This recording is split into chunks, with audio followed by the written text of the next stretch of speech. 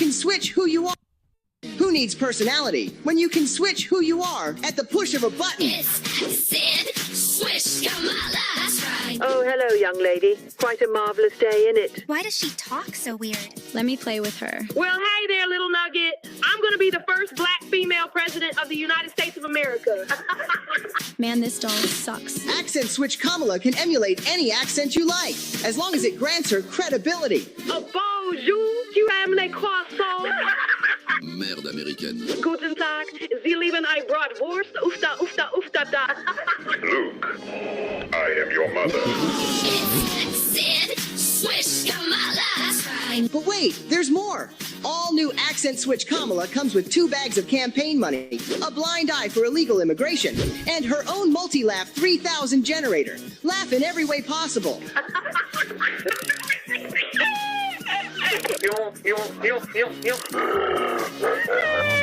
Let Accent Switch Kamala turn your life into a complete circus. When you give me more money, like Uncle Joey did. Don't you wear a little mad? The money's coming. I don't understand. Oh, excuse me, honey. I meant to say, the money is coming. I love ice cream, Plum and Apple. It's Accent Switch Kamala and brand new Tampon Tim. You know, my grandma always used to say, Kamala Janu, please wash your hands so we can eat our chicken masama. S.E.T. Swish Kamala. Oh my goodness. I'm sorry. I had to throw that in there. Guys, I'm sorry. I had to. He had to buy a laptop that showed he had done these corrupt business deals with Ukraine and Joe Biden was implicated. They said a week before the election that it was this big Russian misinformation and it was all a hoax. 50 former national intelligence folks who said that what he's accusing me of is a Russian plan. Ended up, they were wrong, even though they pressured Facebook and Twitter to remove the posts that people made about that. Elon and Mark Zuckerberg have confirmed that. They also forced censorship when people questioned the effectiveness of they said if you got it, you can't spread it. They were wrong about that. They were wrong about the lab leak theory. And it's fine to be wrong about things, but not to just silence and censor the opposition. Then there's this whole trans woke religion. And on one hand, look, people are free to do what they want to do and what makes them happy.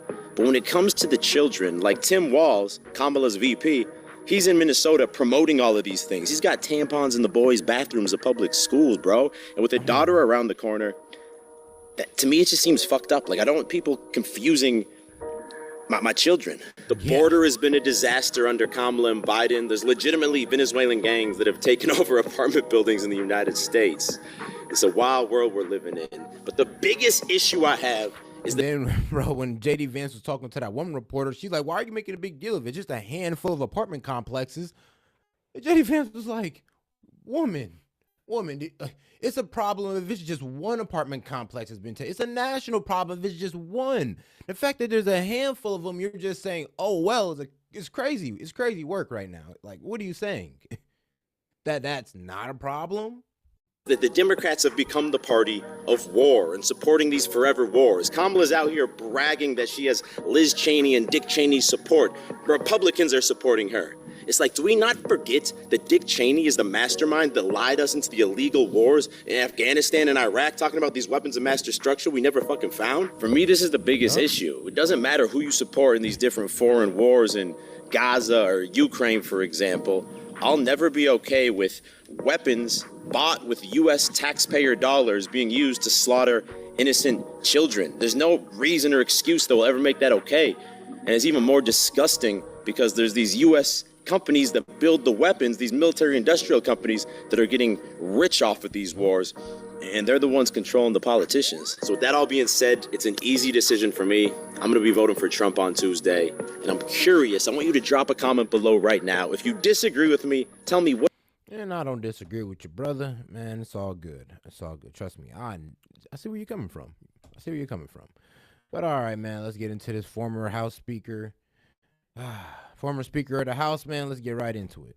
Attack it. But what I have found is here we are in the final weeks, the closing message. President Trump's on message. But if you are looking, Kamala Harris has spent more than $1 billion. I don't know the three things she would do if she was elected. Bill Clinton was right when he gave Hillary Clinton advice in 2016. You ought to get up to Wisconsin and Michigan. I'm seeing a lot of Trump signs. He knows how to win races. I think his advice is very clear to Kamala Harris. She has wasted $1 billion. She hasn't found her voice. It's kind of a desperation when you go to Nazis, Hitler, and all that, and it doesn't sell well. And when you start your campaign about joy and you have a whole convention about joy, this is not the place you want to end. This shouldn't be your closing argument. And it's a sign that if you're looking from the outside, she's not doing well in the polls, and it looks like all that Hitler, all this attempt of assassination of characters is not working out. It's just not working out. Make sure y'all like the video, man. Go ahead and double tap that screen, man. Let's get more people on the conversation. Hey, man, the bigger the conversation, the more we can get some understanding and find a middle ground, possibly, hopefully. she'll probably lose. You referenced there the so-called joke by Tony Hinchcliffe. It was interesting because Jon Stewart today, there's a clip I was watching from him last night where he talked about this, and he put it in some context. So this guy he's an infamous roaster. He was at Tom Brady's roast, and he said some stuff there which made this look like a tea party. So they kind of knew what they were putting on the bill. I agree with you. It was a pretty stupid decision to have a guy like that because that's what he's going to do. But having taken that decision, how damaging do you think it will be? I mean, there's a lot of people obviously getting very angry about the insult to Puerto Rico. There are a lot of Puerto Ricans, for example, in Pennsylvania. Could this kind of thing be genuinely damaging or not? I don't think it changes any of the outcome. Look, President Trump has denounced it. He's not been a part of it. What it does, it takes away for how big an event that New York event was, to be able to go in there, go to California before as well. I don't think there's an undecided voter in America. Who's going to win is who brings out the low propensity voters. So what you really have to look at is the early votes. Republicans had been holding their votes back to only on Election Day. They're doing much better than they had in 2020. I don't know if the polls have improved, but if you take the polls from 4 years ago, 8 years ago, President Trump is in a much stronger place. Yes, if you look at whoever wins this presidential election, I hope they win not just electoral college, but they win the popular vote too, so we don't stay divided. When you win elections about ideas, you have a much stronger ability to govern. And I would say, look at President Trump's press conference today. He's talking about inflation, he's talking about the border, and he's talking about foreign policy. Those are really the top issues in America, and it's the issues that he leads on. And I think that's going to drive more voters. She's running a campaign where 40% of her voters aren't voting for her, they're just voting against President Trump. That's a hard way to win if you're just running against somebody. Presidential elections should be aspirational. They should be, what would the next 4 years look like? Where can you take America? And I think at this moment in time, that's a reason why President Trump is leading. But it really all comes down to Pennsylvania. You know, in the last presidential election, it was decided by less than 50,000 votes, 48,918 votes. That's how many votes President Biden won by because of the Electoral College. So there's no telling, is this another undercount with Trump? Are the polls right? And who gets the most voters out, especially the low propensity voters, because the intensity level is high on both sides. I was speaking to a pollster yesterday who said it's not completely fanciful that Trump could end up winning the presidency and Republicans could win not just the Senate, but also the House and the popular vote, that it could be a complete clean sweep. I mean, do you think that is realistic? Is that a possibility? Is it possible? Yes, it is possible, because Trump will carry exactly what he carried last time, but he'll probably pick up Georgia. Arizona's looking very good. Nevada, unbelievable in the early votes. Republicans are leading, someplace that we'd be behind by almost 50,000 votes. But if he picks up Pennsylvania, the Senate, I believe the Republicans have already won. The House is unique, whereas we've won the last two cycles when Democrats were winning everything else. But it's easier to win for Republicans this time in the House, but unfortunately something has flipped on us. The Democrats have raised more money. And so it really could come down to where these candidates, there's about 20 seats that are about tied, and President Trump's He's polling higher than the candidates themselves. He could pull everybody across the line, and it could be like a 1980 where the polls were very close, Carter was in the head, and you woke up the next day and it was a big sweep that, not across all those other ones, but Ronald Reagan won in a much bigger electoral vote than anyone had thought possible. We have two things in common, Kevin, which you may not be aware of the first one, certainly, which is you. The only thing he didn't get was Minnesota. He said, I wanted it for Christmas. You were born 63 days before me in 1965. So you're going to turn 60 in January, 2 months before me. That makes me very happy. And the second thing. And shout out Maya. Trump voters are voting early for two reasons. Excuse me. Lots of them were Trump voters are voting early for two reasons. One, lots of them were Democrats until now, which is me. I ain't gonna lie. And two, we know 2020 was definitely suspicious. I mean, the 2,000 mules, the fact that we caught people on camera stuffing ballots in there, the fact that people try to argue about the Electoral College votes to Biden, but he just dismissed them all. So yes, it was very suspicious. A little bit too suspicious to just let it, go on by.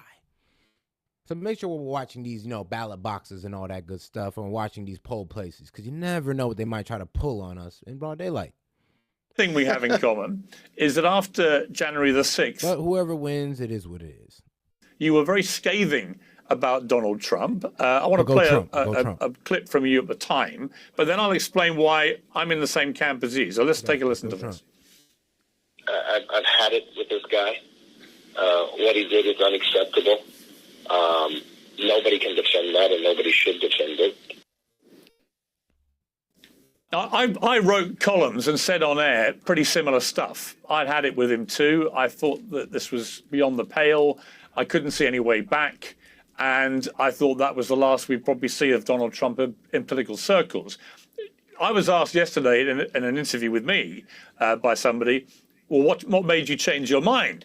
And I sort of went into a quite lengthy explanation about why I think he should be allowed to run for president again and may well win. But what is your explanation? Having said he's done after January the 6th, how do you justify it to yourself that you're now so full square behind him? Well, that's easy. That was a clip of not an interview I was doing. It was a phone call that they didn't take the whole answer out or the whole question before. I'm frustrated with January 6th. I don't support anything that happened on January 6th that day. But you also learned a lot more information after that time period. You learned that Nancy Pelosi was offered 10,000 National Guard troops, that I was the Republican leader at the time. The Sergeant of Arms never came to me or warned me. Pelosi never went before to know where it was. They hadn't had the training. They had all the riot equipment locked in a bus before. So when you have the after look at what's happening, that day never should have happened for a lot of different reasons.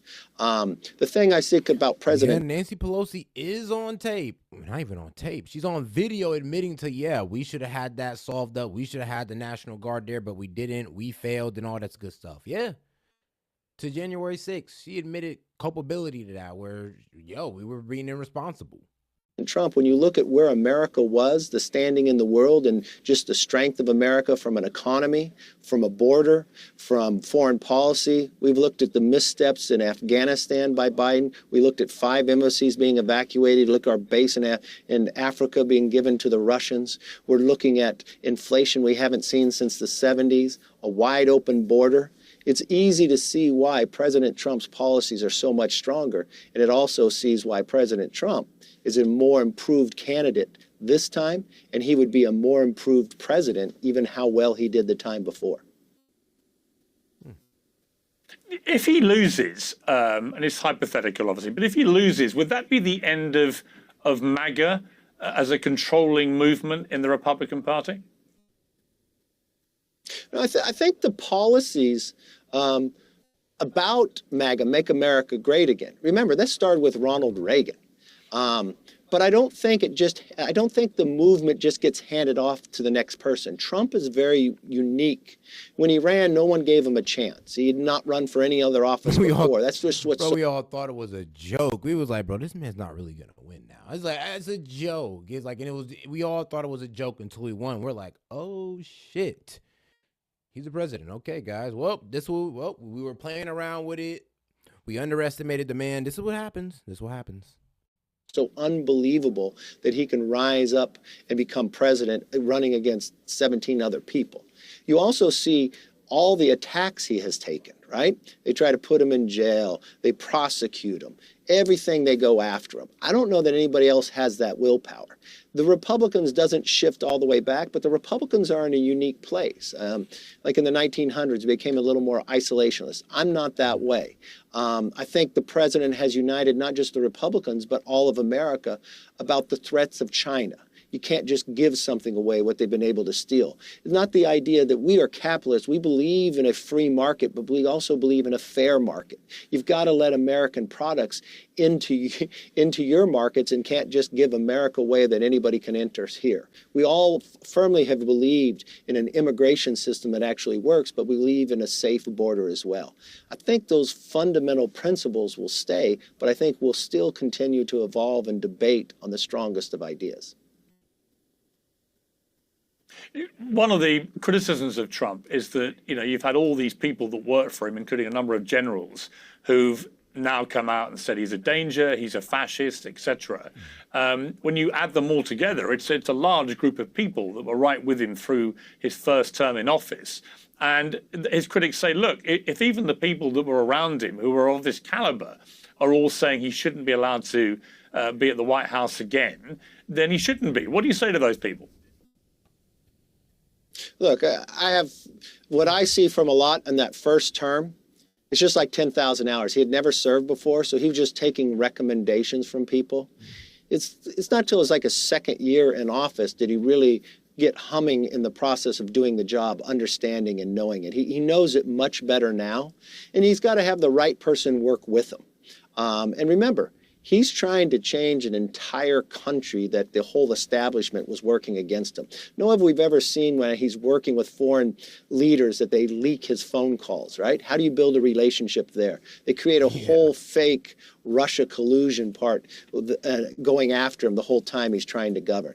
I think this time he won't waste one day. I think he'll find the very best people will work with him, and I think they'll be more in sync. I mean, I'm a big believer in Jim Collins' book, Good to Great. You got to get the right people on the bus, but in the right seats. And that's when you play and stronger, and I believe President Trump will have that this time. Just finally, Kevin, on election night itself, what is the result, assuming it comes on election night, but what is the place you're looking for where if Trump wins, he's going to win? Is it Pennsylvania? Is it already coming down to that? To me, it's always been Pennsylvania. I really looked from the very beginning, 3 states, Pennsylvania, Georgia, and North Carolina. Kamala Harris has pulled out of North Carolina, so I think that's one's there. She's spending a lot of time in Georgia, so I'll watch Georgia. We've lost 3 Senate seats down in Georgia in the last couple elections there. So Republicans can lose statewide, but Governor Kemp has won very big. So let's see how those turn out. The early vote in Georgia looks very good for Republicans, but the one thing I've learned is you can't read in any of these polls. Then I'll look to Pennsylvania, the rural areas, what happens in Philadelphia, because that's where the Democrats get their big markup. And then what about in the rural areas where we go? Wisconsin is unique because he only lost that by 20,000 votes. But if you went back 4 years ago, Biden was leading by more than 6 points. So Trump performed over 4 points better. Then I'll look to Michigan. And all these are close Senate races as well. So watching those races, if he wins Pennsylvania, Georgia, and North Carolina, and what he won last time, he doesn't need Arizona. He doesn't need Nevada. All that will be extra. So it really comes down to Pennsylvania. And if he does win, there are increasing rumors that you may be his chief of staff. Would you take the job if you were offered it? No. No, I will not be chief of staff. No. Really? That was definitive. Really, I don't want the job. I don't think that's the best place, and no, I will not be chief of staff. And personally, I think Susie Wiles has done such an extraordinary job. I would hope he would have Susie Wiles chief of staff. Think about this. Susie has run his campaign when he was being prosecuted, when he had everybody running against him. We had other candidates had more money. She kept the campaign focused. She brought him back and helped him win a primary when everybody was attacking him. She's done an extraordinary job putting a team together that doesn't leak, that has stayed on message. And I think from that point, bring that into the White House, and she has a long-standing knowledge of how to run organizations. You want the very best with President Trump, and I think that combination will actually make the nation stronger and the president himself. Kevin McCarthy, great to talk to you. Thank you very much. Thank you. Appreciate you having me on. Love to come back sometime. A neo-Nazi style rally at Madison Square Garden, which I was at, first rally I've been to, and bore absolutely no relation to a neo-Nazi rally, not least because there were lots of Jewish people there, and some of them had Israel banners. So to me, there can't be a bigger example of disinformation than trying to pretend Donald Trump is the new Adolf Hitler. Why are the people peddling that not also getting investigated by the New York Times? And what does that tell you about where mainstream media perhaps is in this election? Well, we're seeing a lot. And yes, don't worry, guys. We're doing conspiracy night tonight. Trust me. Trust me. I already got something in the workings for y'all. Of corporate outlets running this line, especially attacking Tony Hinchcliffe. And I think it's fair to say, if you've got criticisms of Donald Trump choosing to have a roast comic at his rally, probably not a smart move. But I think it's indicative of having very little left to actually make an argument about. I would prefer to hear anything in terms of plans. I mean, if Kamala would come out and say, definitively, here's one move we will make, I would greatly appreciate that. I can tell you about Donald Trump's arguments, whether or not they'll work effectively in terms of lowering energy prices, which could bring down costs of other goods. I understand what he's saying, and I think this is why we're seeing the polls shift in the direction of Donald Trump.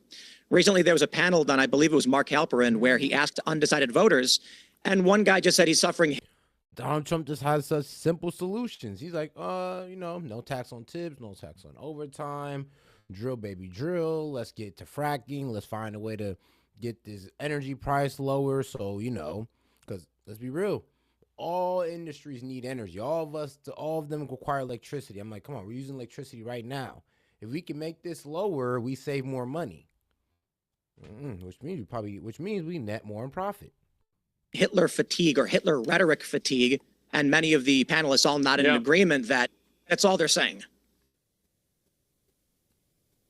Yeah, I mean, Nina, I want to play the clip. So if people haven't seen it, it's been everywhere, but let's play the clip of Tony Hinchcliffe, who's this comedian who actually started the whole Madison Square Garden rally. And he said this about Puerto Rico. It is absolutely wild times. It really, really is. And, there's a lot going on. Like, I don't know if you guys know this, but there's literally a floating island of garbage in the middle of the ocean right now. Yeah. I think it's called Puerto Rico. Okay. All right. Okay. We're getting there. Now, again, normally I don't follow the national anthem, everybody. This isn't exactly a perfect comedy setup. There's some people here. All right. Very good. Now, Nina, there were two things about this that struck me. I mean, I was there at the time. It fell completely flat. I wasn't even sure what he'd said. I just heard the crowd reaction and thought, well, whatever you've just done, they don't like it and they're not laughing, was the first thing. So from a comedic point of view, it failed. But secondly, as Jon Stewart rather brilliantly pointed... He ended out on a strong note, though. Hey, he started a little mild, and I was like, hey, it was funny to me. But then as he kept going, I was like, okay, he got funnier and funnier, especially the carving watermelons for Halloween, bro. That with your black friend, though, it's hilarious. Pointed out last night, this guy, Tony Hinchcliffe, is a legendary roaster. It's what he does. At Tom Brady's roast recently, which I think was a Netflix or Amazon special, whichever one it was, he just spent the entire time spray gunning absolutely everybody in an incredibly offensive manner, and everybody seemed to find that terribly funny. And Jon Stewart was like, look, I find this guy funny. Sorry, this is what he does. He said it's a bit like inviting Beyonce to your rally, and then she doesn't. And of course, the joke was she doesn't sing, which is what Beyonce didn't do at the Kamala rally. Can I just ask you, first of all, were you genuinely offended by what he said? And given the context of what Jon Stewart said about what he is, this guy, should we be that offended? Or was it just a case of he shouldn't have been hired for that gig? He should not have been hired for that gig. Environment matters. So there's a difference between going to a roast where everybody that enters knows exactly what the comedian is going to do and bringing somebody to a political rally when the person that is running, that being the former president of the United States, is trying to win over people from different walks of life. You just don't do that. Now, I will say I heard the gasp too. And shout out Fox Chase. He said there won't be any honeymoon phase if Trump wins. The Biden administration will immediately put in place things to push us voters and to send him and to set him up for impeachment, just like they did last time. Bro, good eye, Fox Chase. You know, it's crazy on PBD, bro. They had somebody came in who was talking about a plan just in case Trump won. They was gonna go ahead and already try to, well, one, deny it, two, overthrow the government for it. And it's kind of crazy because there's I'm gonna play the video. Actually, let me know if you want me to play the video. But yeah, this guy on PBD came out and pretty much explained a plan where they pretty much plan to overthrow Trump or to find some way to get him impeached. Like all types of plans, just in case. Too, I wasn't there. You know, you were there. But when I first watched it, I was pleasantly surprised to hear gasp in the room. I think that is a sign that this guy was not accepted. President Trump needs to come out and say that was not appropriate to that moment. He needs to apologize. I know that his campaign did, but it's a difference between the campaign doing something and having the candidate themselves. This man offended people. And yes, it was offensive because we have so much racial animus and tension in this country right now. It was ill-advised to have that kind of person there at that kind of rally. And I write about this in Newsweek. It'll be coming out today. I think it is wrong for Democrats or people who lean to the left to be comparing that rally to Nazis. And all righty, man. I was talking about it and y'all told me to show it. So, hey, man, I'm a man of my word. I got y'all. Because it's kind of touching on what Fox Chase was, hopping on. Got you, Maya. Play right off the bat, I want to go into this one here. So let's just say you get a phone call from the establishment left and establishment right elites. They call you. Mike, we need your help. We have 13 days left of election in the States. November 5th is around the corner. And the title is Military Coup to Stop Trump. Mike Benz exposed elite's shocking war game plan for Trump 2020 election. Well, for we've tried defamation of character, didn't work. We've tried using the DOJ, he didn't drop out. We've tried assassination attempt, he looked right, and we missed him. We've tried humiliating him in front of his family, and they're still united. We've tried humiliating him in front of his wife is still right next to him. We've tried pinning his voters against him, and they're even more loyal to him. We've tried impeaching him, it got his people more loyal to him. We've tried arresting this guy and doing a mugshot thinking that was it because he'd be the first one. He used it against us, and his popularity to win higher. We try to deplete his savings with all the lawsuits that we put together. He's still there. We've tried every single thing. I mean, they shot every bullet at Trump. Literally. I mean, figuratively and literally, they shot every bullet at Trump. And he's still here. At this point, they probably throwing their hats down like, God damn it, bro. What's up with this guy? Like, what? Does he not tuck tail and run eventually? What could he? Like, what is it? Is God protecting him? He turned to the side and missed. We missed? Like, what's going on? That we've done, okay? Like, the deep state is pissed. We used the pandemic as a way to shut down everything in a creative way. Whatever. Let's just say they didn't, what happened in 2020, that worked. However, we can't use that now. We need you to think like Dr. Evil. If you're able to figure out a solution for us, again, being a devil's advocate here, you have a get out of jail card for the rest of your life. Okay, let's just say they're going to offer that to you. Obviously, for you, it wouldn't work. Anyways, I'm just saying, play that part. To think how the opponent or the enemy would, use a way to prevent him from winning the next 13 No, be fair. You're right. You're right. Allegedly, they tried to take out Donald Trump. Allegedly. days. What creative tools is left that they haven't used yet?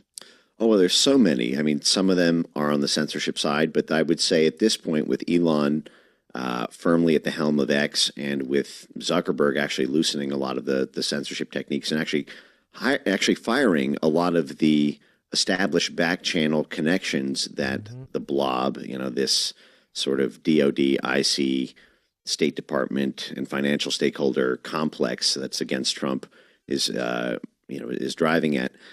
With those options being a lot less than they were 4 years ago, even though they're trying now through these international regulations like this EU censorship law, and they're planning to do this in 140 countries now. It's insane, but sort of a side story. I actually think the most direct threat, the thing that they are planning to do, is easiest to understand through the lens of an organization called the Transition Integrity Project, which was set up by this individual who was a former high-ranking Pentagon official with a CIA blue badge, who organized exactly what you talked about. The former head of the DNC, Donna Brazile.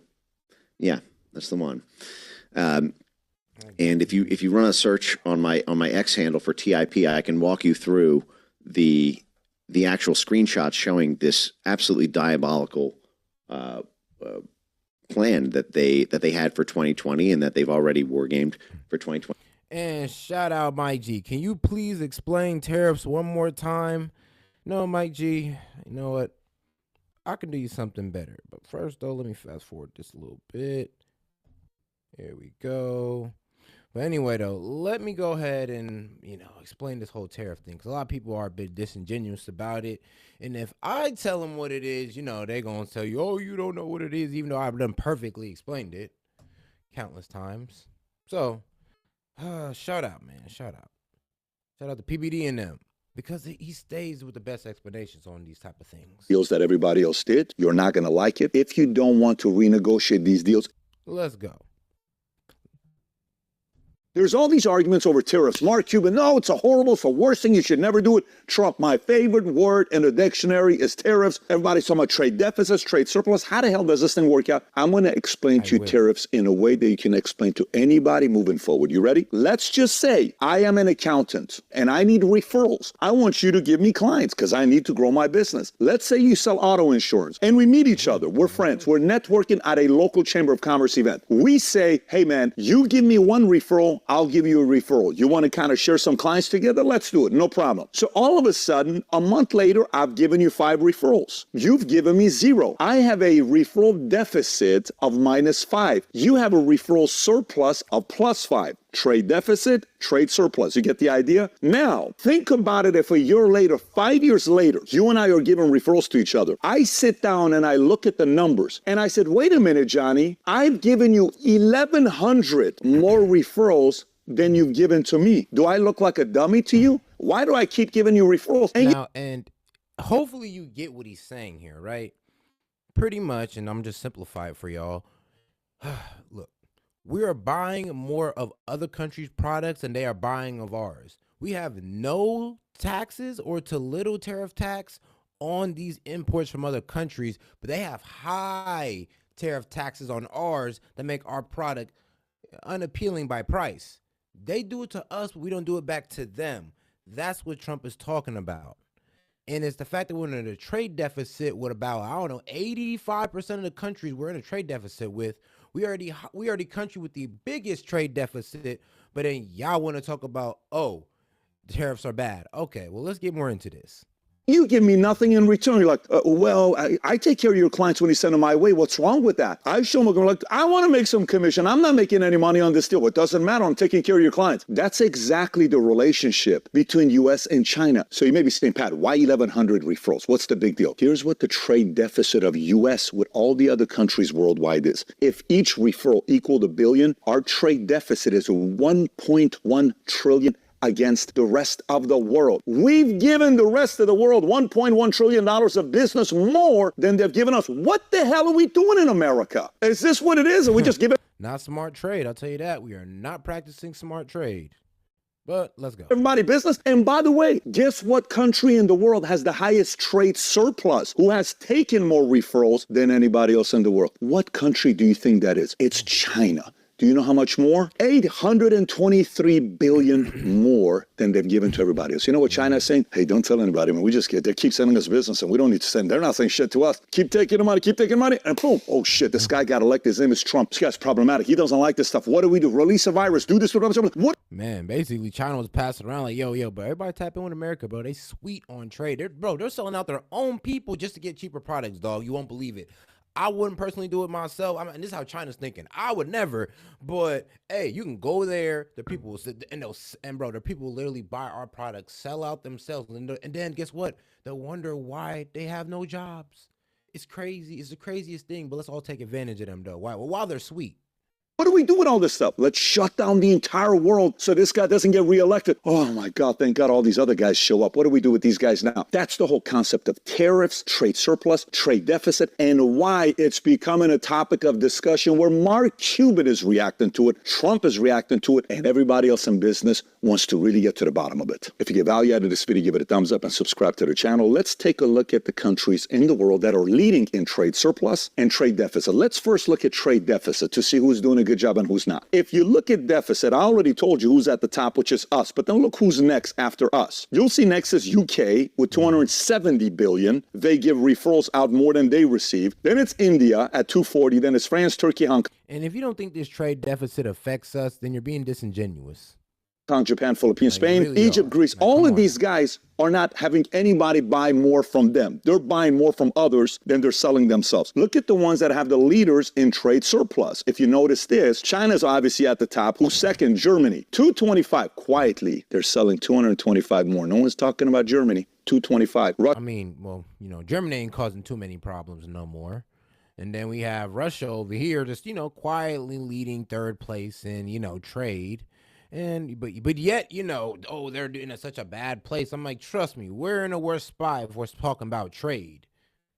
Russia, 120, Saudi Arabia, 111, Netherlands, Brazil, Australia, Norway, Taiwan, Qatar. You see the rest of the names there? So imagine you're the CEO of this company called United States of America, and somebody is getting more referrals and more business from you than you're giving to them. Do you think that's okay? Should you not go renegotiate old contracts? It's like a lot of companies. When you go to a company, you're like, who negotiated these contracts? Tariffs and sanctions are all about negotiations. And if you don't have any leverage, you cannot negotiate. If you got any questions you want to ask me on negotiations, we created the app place where I get back to people 100% of the time in audio recording. Download the app, ask me any questions you may have, and we'll go from there. So I have a list of every single one of the deals that we've ever negotiated and who was the president when we negotiated them, because he gets up there and says, who the hell negotiated all this stuff? Either these guys were dumb, he calls them stupid, or they got paid or something happened to them. Why would you negotiate all these deals that hurts America and hurts everybody else? Good question to be asking, no? However, I'm going to throw you a curveball. You may say, Pat, where are you going with this? This guy who wrote this book called Wealth of Nations, his name is Adam Smith, one of the greatest economists of all time, was not a fan of tariffs. So why would you put tariffs? Best part is free trade. Let everybody compete, because back in the days, tariffs are not a new thing. They've been around for a long time. Tariffs were used during the Roman Empire, a form of taxes on imported goods they were using during that time. And then later on in 16th, 18th century that we use as mercantilism, which was tariffs being used as a prominent role in global economy during that era. European powers like Britain, France, Spain imposed tariffs. So those of y'all who say tariffs ain't smart, I mean, what you mean? They was used back in the day for the biggest economic powerhouses at that time. And trade restrictions to protect their domestic economies and accumulate wealth. Meaning, hey, you're not buying from us? Tariffs. You're not buying from it? Tariffs. Wait a minute. What's wrong if I'm not buying from you? I'm selling you all this stuff. I know, but I want my businesses in my country to be selling stuff to you. So guess what? If I buy from you $1 billion, you buy from me $1 billion. But and let's be real. Like, I'm be real with you. The fact that we're in a trade deficit is why tariffs is a good idea. If we weren't in a trade deficit, we're in a trade surplus, yes, tariffs would be a stupid idea. I'm like, bro, why are you trying to mess up a good thing right now? Like, we're trading equally. We're making money. They're making money. Like, hold on. We should be kumbaya with them.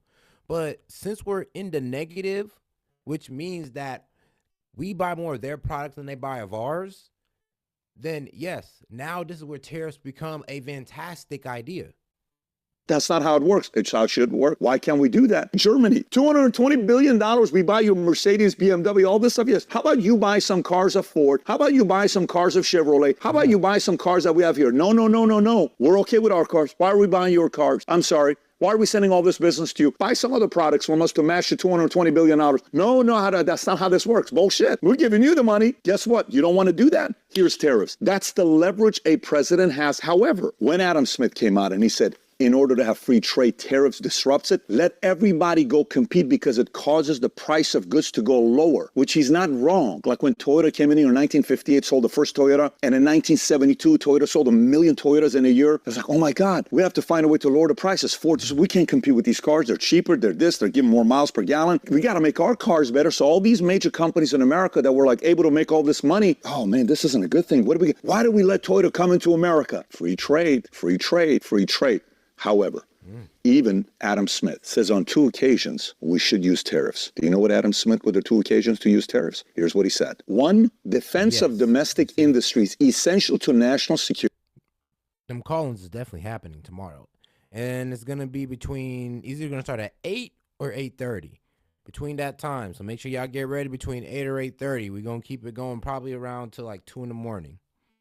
And 2, counteracting tariffs imposed by other nations, creating a level playing field, which means what? You put tariffs on us, we put it on you. So why is this important? Because, hey, some of that is happening right now with China. Look what America did. So me, if I'm a president, if you're a president, shouldn't you use this as a way to find out defense against domestic industries essential to national security? China hurt us during COVID, did they not? Should we just sit around and keep letting them have a $823 billion national surplus? You know, when it comes down to trade surplus, when it comes down to all the money they're making, and we're at $1.1 trillion. By the way, as a president, as anybody in business, you have to know what areas you have leverage in when you're negotiating.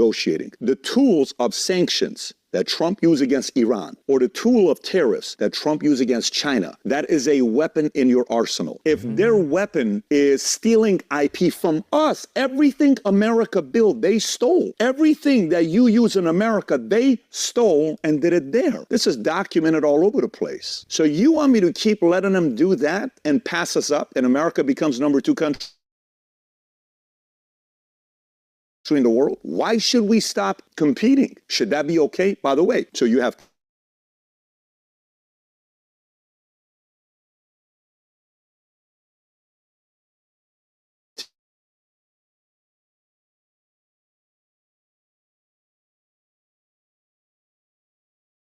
tariffs, you have sanctions. Shouldn't the president of America be able to threaten some of their enemies that are bullying you and I, and you lose the jobs, and not say, if you don't do this, I'm going to put tariffs on you? 100%, 200%, 500%. What if he just has the power to put that threat out there? What is the purpose of the button? Not to use it, is to threat, right? Yep. What is the purpose of a strong military? Not to use it, but to scare the crap out of you so you don't attack. What is the purpose of a tariff and a sanction? To say, if you F with us, I'm going to use this tariff and sanction. You best not F with us and bring those jobs back to America. And that goes into my point, what I said earlier. Like, yo, if we were in if we was in a surplus, we were in a trade surplus, or at least breaking even, there's really no need for a tariff. Not at all. But since we're not, and we're in the negative with most of these countries, yeah, we need to start putting tariffs on them to either promote better trade with us, or they better bring their asses over here and give us that job, give us those jobs and that corporate, tax revenue. Are you willing to do that? Then let's talk. If not, we don't. By the way, steel industry. In the 40s and 50s, we were the ones running the world, steel industry. Employees left and right working in the steel industry. 700,000 people in America were working in the steel industry in the 50s. You know what that number is today? It's number 140. How the hell do we go from 700,000 people that take care of their wives and their kids to 140,000? You may say, I don't work in the steel industry. Who gives a shit? Go to Pittsburgh and see what they're doing. Hence, Pittsburgh Steelers. Whatever industry you're in, if it directly impacted you, would you not be upset about it? Imagine how upset they are. By the way, if I ask you right now, of the top 15 steel industry companies in the world, how many companies of ours are in the top 15? What would you say? 5? Would you say 10? 8? Where do you think we're ranked? You think one of our steel companies is in the top 3? We're probably number 1, right? Take a look at this list. Here's, as of 2022, top 15 crude steel producers worldwide. Number 1, guess where it's at? China. Number 2, Luxembourg. Number 3, China. Number 4, Japan. Number 5,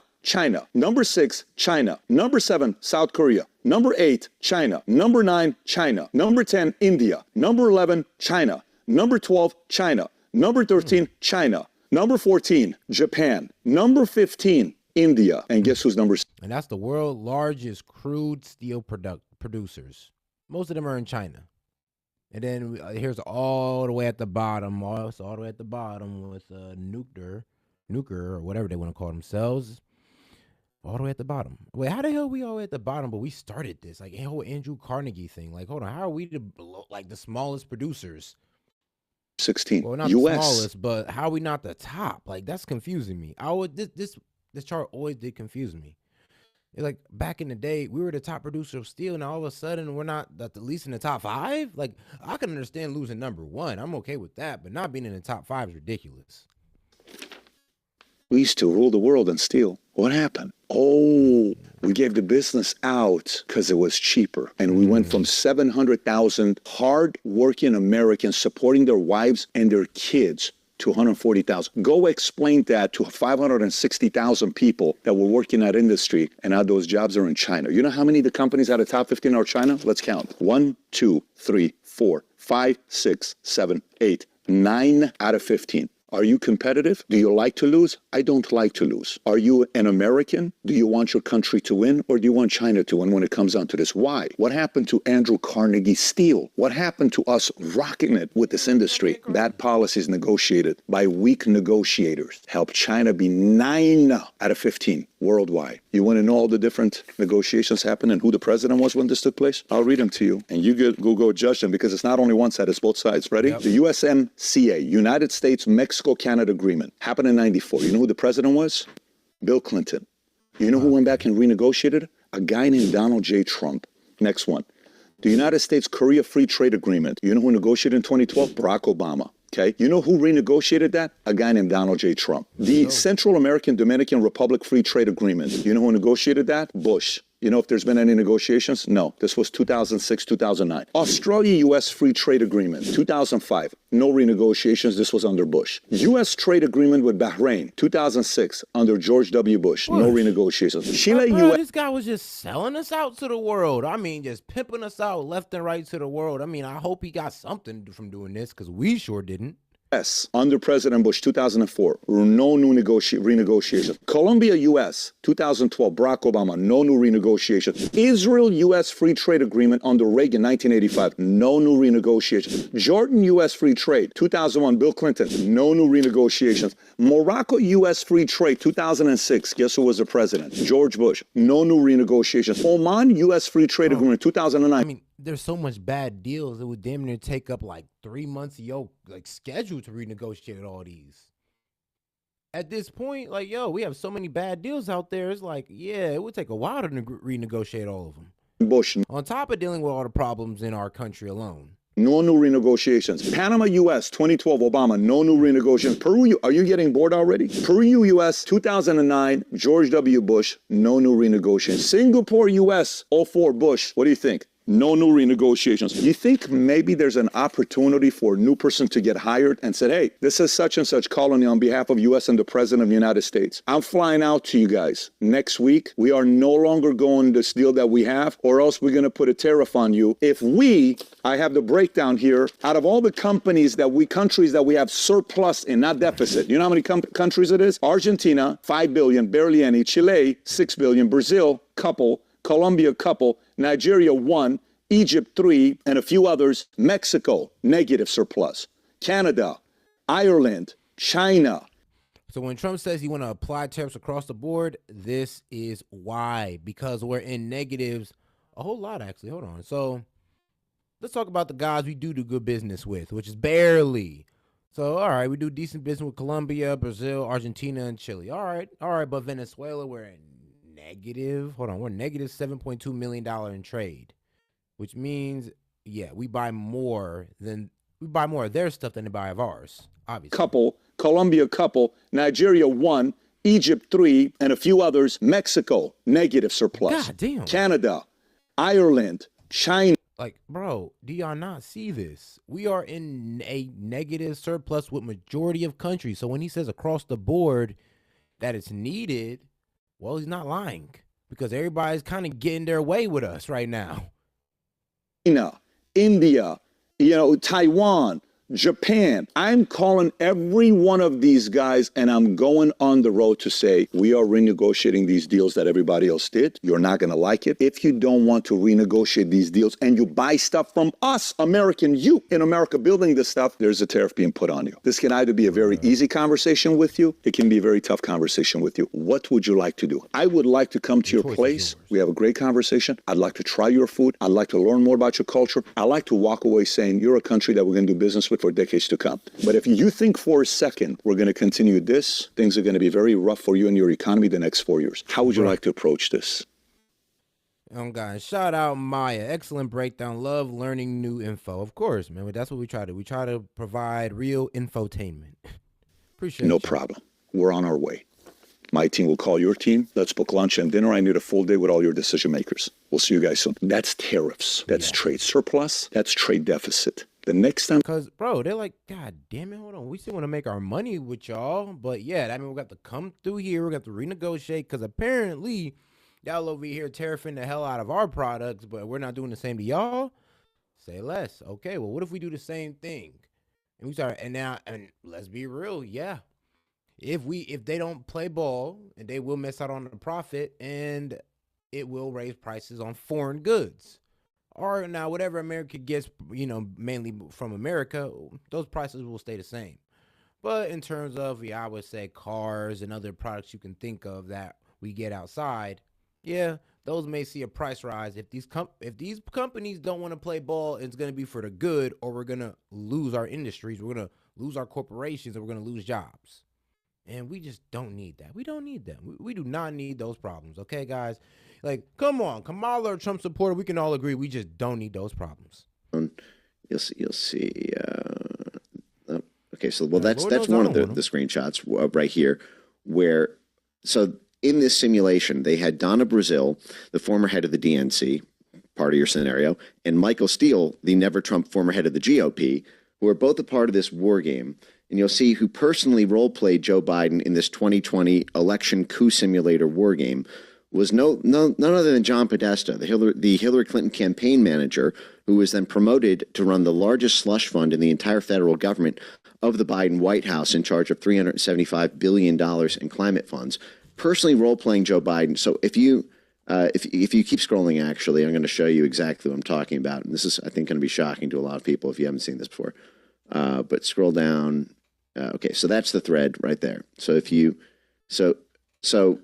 and there's a whole thread around this. But if you just click that image, I'll just show you what this is. So here's what happened in June 2020, just about a week after the George Floyd protests broke out in Minneapolis. A gaggle of high-ranking military, CIA, State Department